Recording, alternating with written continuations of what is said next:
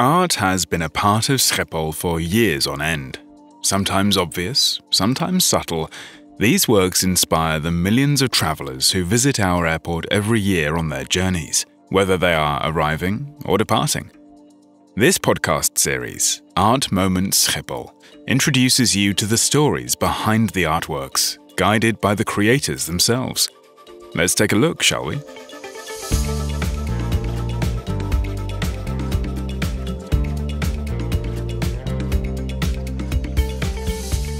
In this episode, artist Jeroen Henneman shares more about his work, Dellaert.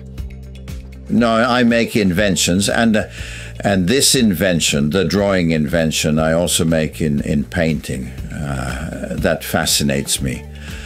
Seeing how you can give something some depth while it doesn't have it, and without you saying, oh, how clever, you know what I mean? You just think, yes, that's how it is. At Schiphol, wind is both a guide and a challenge. It shapes flight paths, lifts the metal giants we call aeroplanes, and determines who departs or who must wait. No wonder that our international airport's runway system was designed with this changing wind in mind. For this episode, we visited the Amsterdam home of Jeroen Henneman, a Dutch sculptor, painter, and illustrator. He created a tribute to the founding father of Schiphol and creative mind behind the runway layout, Jan Dellaert. We enter Henneman's home at the ground level, straight into his workshop. The sides of the hallway are stacked with raw wood panels, some plain, some cut, some painted. The sun falls in from the patio doors and dances across the room.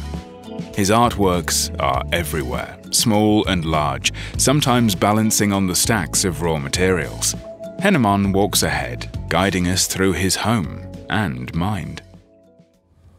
For a standing drawing, I draw a drawing in lines. Then I saw out all those lines piece by piece from sheet material, and then I put those lines back together in the original figuration or constellation of the drawing, and then I can put it upright. Then the paper is not the carrier of that drawing anymore, but the air is the carrier of the drawing, of the lines. That is the actual invention. Henneman is known for his iconic standing drawings. These sculptures float like drawings in space. In his work, he plays with perspective, light, and shadow. The works range from 15-meter-tall monuments to smaller portraits. His piece, titled Dellaert, is a tribute to Jan Dellaert, the pioneer of Schiphol. The sculpture, a towering steel line drawing, stands high on top of Schiphol Plaza. Its contours transform the sky into an image, one that honors aviation and the man who shaped it here in the Netherlands. Jan Dellaert didn't just design an airport. He drew inspiration from nature itself.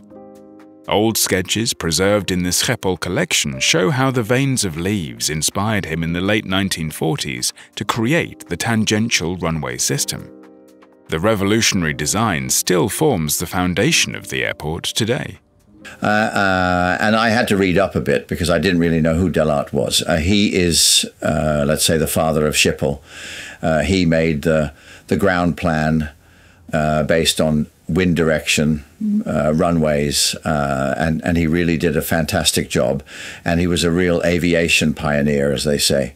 Dellaert worked at the airport from 1920 to 1960 as harbour master and director. On our tour through the house, we pass a second studio. Henneman calls this his clean studio, not intended for woodworking, but dedicated to painting. We end up in Henneman's office. It overlooks the treetops of the Vondelpark, which are swaying in the wind. His office, too, is filled with artworks, both his own and of others. Pictures of loved ones plaster the walls. On the desktop, Henneman shows us early sketches of the massive Dellaert. He started with Dellaert's original ground plan for the runways. This was his magnus opus. These are all the runways and all the cardinal directions in the Netherlands at that location. He had calculated all that with the taxiways, so you could already get off there if you had a small plane. A large plane had to be completely different. And I found that intriguing. I thought, what a beautiful thing. And everything covered. That fascinated me enormously. So then I thought, well, I have to see if I can get that into the artwork somehow. Sleek lines depict Dellaert holding a propeller plane.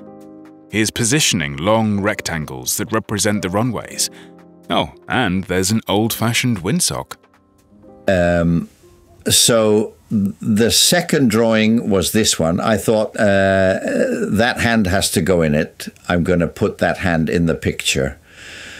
And of course, he had to look a little bit like Dellaert. So you also tried to make a nice picture. And that windbag is there because back in the early days, those guys in the control tower used to look at those windbags all day. They didn't have the technology we have nowadays. So that's a little nostalgia of that early aviation. There's also that aircraft here with that propeller. That, of course, is a propeller plane. I also wanted to show that clearly, that it's not a jet engine. There were no jet engines yet in his time.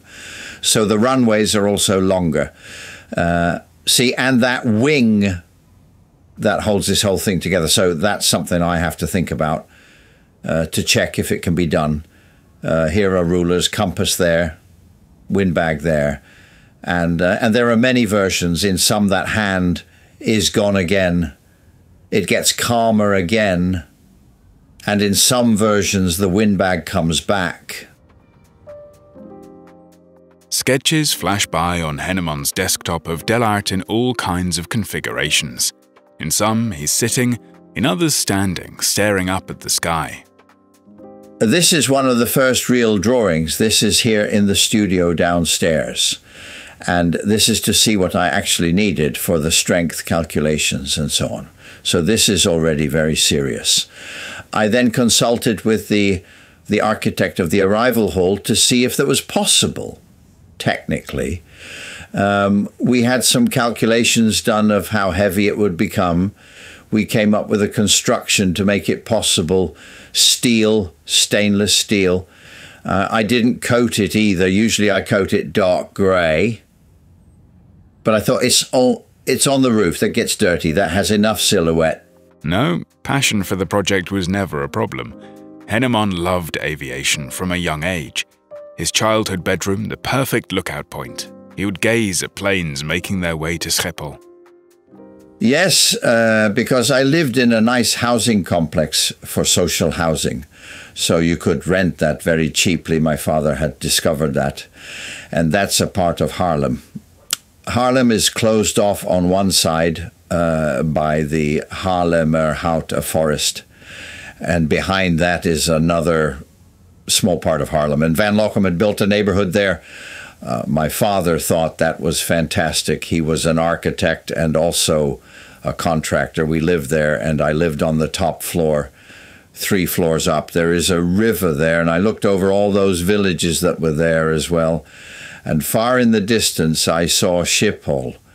Once I saw a plane that couldn't get its landing gear down, and it had to make an emergency belly landing. It was circling above Haarlem. I could see that. Then I got on my bike and cycled to Schiphol, and I saw it land on its belly. Fantastic. Henneman comes from an artistic family. He grew up surrounded by architects and musicians. Creativity and curiosity was encouraged. And this curiosity became a hunger to find new ways of looking. His perspective and keen eye led to the creation of iconic works, like the monument for Theo van Gogh called The Scream, and an intriguing portrait of the Dutch Queen Beatrix. We ask him for the story behind this legendary standing painting. Well, those are the drawings. That's an invention of mine. When I make a standing drawing, every line has to cross another, so I couldn't make that eye. Henneman points at the right eye of the Queen. Of course, all the lines have to connect because, well, gravity. Making something float in mid-air isn't possible just yet. because otherwise that eye would fall down too. So I came up with this solution because her hairstyle is made of concrete. Everyone knows that. So it was also nice to give that hairstyle a bit of a human aspect. I had to make one individual hair come out of it and cross the eye. When I showed it to the Queen, I said, Your Majesty, I have no other solution for that eye. And she said, well, I don't see any other solution either. Laughing at this memory, Henneman explains that the single strand of hair falling from the Queen's typical perfectly coiffed hairdo served as the construction's connection point for the floating eye. Moreover, it gives her a human touch. Henneman picks up a piece of paper and covers half the portrait, and then the other half. Queen Beatrix's expression changes drastically with the shift. Look, you can see that her mouth has a very vague smile. But look at this here, this. Oh, very different, angry and strict. She is very strict here. I did that not so long ago, 10 years ago or so. She already looked old then. If you make a portrait of the Queen, she should not have an age, but it should be the Queen. I had to mediate between the young Queen and the old Queen. And then I was working on it, and I thought those eyes would be nice too, so that gave me that idea. This portrait of Queen Beatrix, like the portrait of Jan Dellaert, tells a story. And Henneman's inventions, the standing drawings, require a balance between story and construction. What do you want to represent, and how do you physically make that work? No, I make inventions, and this invention, the drawing invention, I also make in painting. That fascinates me. Seeing how you can give something some depth while it doesn't have it, and without you saying, oh, how clever, you know what I mean? You just think, yes, that's how it is. Well, those glasses are such a prominent thing. Yes, so those glasses of Dellaert, they are important in terms of construction because all the lines are very thin up there, and it stands continuously in the wind, so it has to be strong. Where the sky meets the earth, Henneman's Dellaert sits atop Schiphol Plaza. The sculpture, with its sleek lines, represents the man behind the airport's design. It literally features the building blocks of an idea come to life.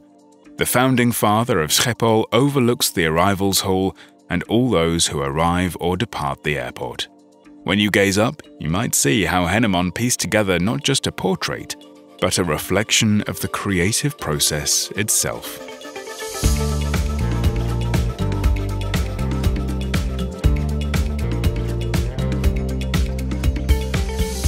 Thank you for listening to this episode of Art Moments Schiphol.